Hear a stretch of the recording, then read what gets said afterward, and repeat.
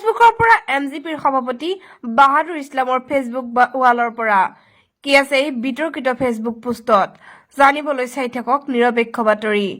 অসমৰ ব্ৰহ্মপুত্ৰ উপত্যকাত মুছলমানসকল তথাকথিত মিয়ানে বঙালী।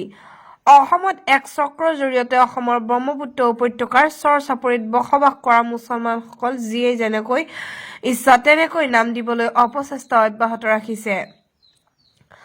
অসমৰ তথাকথিত মূলসুঁতিৰ লোকে এইখিনি মানুহক কেতিয়াবা মিয়া, গেদা, সন্দেহযুক্ত বিদেশী, বাংলাদেশী বুলি ইটিকিং কৰি ধাৰাবাহিকভাৱে অপমান কৰি থাকিবলৈ চেষ্টাৰ কোনো ক্ৰুটি কৰা নাই।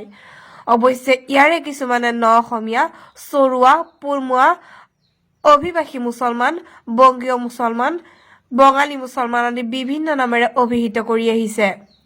এনে এক সন্দিক্ষণত একাংশ সুবিধাবাদী লোকে এই ভিন্ন নামধাৰী লোকসকলক মিয়া জনগোষ্ঠীৰ নামেৰে নামাকৰণ কৰিবলৈ ঠিক লৈছে। আজিৰ পৰা প্ৰায় ২৫ বছৰ আগতেই মহম্মদ গিয়াছুদ্দিন হাজৰিকাই এই জনগোষ্ঠীৰ নাম মিয়া দিবলৈ মিয়া পৰিষদ গঠন কৰিছিল। তেখেতে এতিয়াও এই সংগ্ৰাম বিৰামহীনভাৱে চলাই আছে।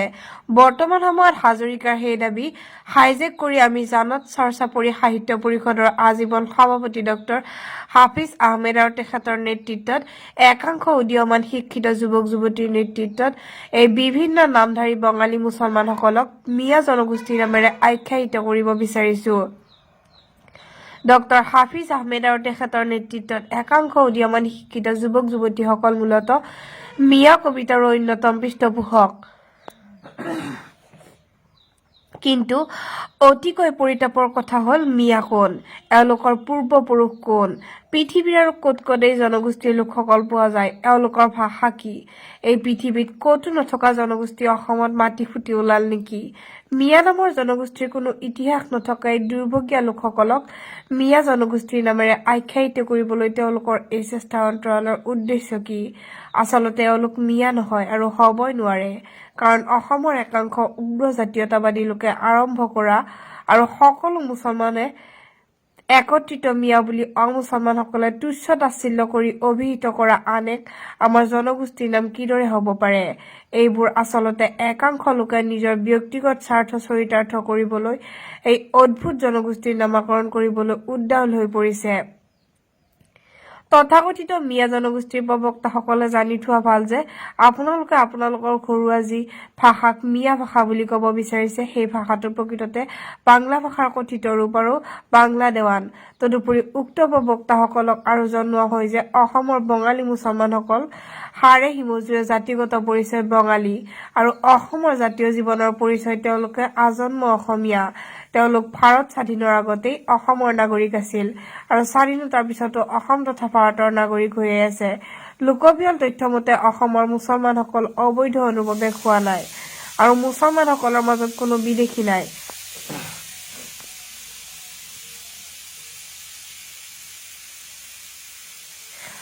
তদুপৰি কোনো যুক্তিতে অসমৰ চৰ-চাপৰিৰ বাংলাভাষী মুছলমানসকলৰ জনগোষ্ঠীৰ নাম মিয়া জনগোষ্ঠী হ'বই নোৱাৰে। কাৰণ অসমৰ চৰ-চাপৰিৰ মুছলমানসকল প্ৰকৃততে বাংলাভাষী। সুদীৰ্ঘ দিন তথা প্ৰায় ৮০ বছৰমান আগতেই আমাৰ পূৰ্বপুৰুষসকলে অসমীয়া ভাষা লোকপিয়লত ব্যৱহাৰ কৰি আহিছিল, যি পৰম্পৰা আজিও অব্যাহত আছে। কিন্তু বাস্তৱ সত্যটো এই লোকসকলে আজিলৈকে নিজৰ ভাষা, সাহিত্য, সংস্কৃতি, জাতীয় ঐতিহ্য, জাতীয় চিন্তাধাৰা পাহৰিব পৰা নাই। এয়াই চৰম সত্য। এই সত্যক আমি কোনেও অগ্ৰাহ্য কৰিব নোৱাৰো। আজিও আমি ঘৰত সকলোৱে বাংলা দেৱান বা বাংলা ভাষাত কথা কওঁ, এদিন নহয় এদিন বিস্ফোৰণ হ'বই লাগিব। গতিকে ভাষাগত দৃষ্টিত আমি নিঃসন্দেহে বাংলাভাষী, কিন্তু মিয়া ভাষা বুলি কোনো ভাষাই বসুন্ধৰাত নাই। অসমৰ চৰ-চাপৰি মুছলমানসকলৰ জাতিগত বা গোষ্ঠীগত পৰিচয় হ'ল বঙালী। এইসকল লোক ধৰ্মীয় দৃষ্টিত বঙালী মুছলমান, কোনো মিয়া জনগোষ্ঠী হ'ব নোৱাৰে। কাৰণ এই লোকসকল যে বঙালী মুছলমান তাত কোনো সন্দেহ নাই। ইতিহাসৰ পাত লুটিয়াই চালে তাচ্ছিল্যসূচকভাৱে ব্যৱহাৰ কৰা এই তথাকথিত কাৰণতেই হ'ব নোৱাৰে। আমাৰ প্ৰকৃত পৰিচয় বঙালী, আমাৰ প্ৰথম পৰিচয় আৰু অসমীয়া, আমাৰ অসমৰ জাতীয় জীৱনৰ জাতীয় পৰিচয়। পাঠকক এইখিনিয়ে জনোৱা হয় যে আমি যে বঙালী মুছলমান তৈৰ ইতিহাসৰ বাবে সমলৰ অভাৱ। আমাৰ কোনো মিছা পৰিচয় নামাকৰণ নালাগে। আমি বঙালী মুছলমান আৰু আমি আমাৰ জাতিটোৰ পৰিচয় লৈ গৰ্ববোধ কৰোঁ। আমি আমাৰ জাতিৰ ভাষা, সাহিত্য, সংস্কৃতি, জাতীয় ঐতিহ্য, পৰম্পৰা, জাতীয়তাবাদী ভাৱধাৰাক সন্মান কৰোঁ। এইবোৰ সুৰক্ষাৰ লগতে আমাৰ জাতীয় জীৱনৰ ভাষা, সাহিত্য, সংস্কৃতি, জাতীয় ঐতিহ্য, পৰম্পৰা, জাতীয়তাবাদী ভাৱধাৰাকো সন্মান কৰোঁ আৰু সুৰক্ষাৰ বাবে আত্মনিয়োগ কৰিম। গতিকে আপোনালোকে কওক, আপোনাৰ জনগোষ্ঠীৰ মিয়া বঙালী নে তথাকথিত মিয়া? নিউজ ডেস্ক ৰিপৰ্ট, নিৰপেক্ষ বাতৰি।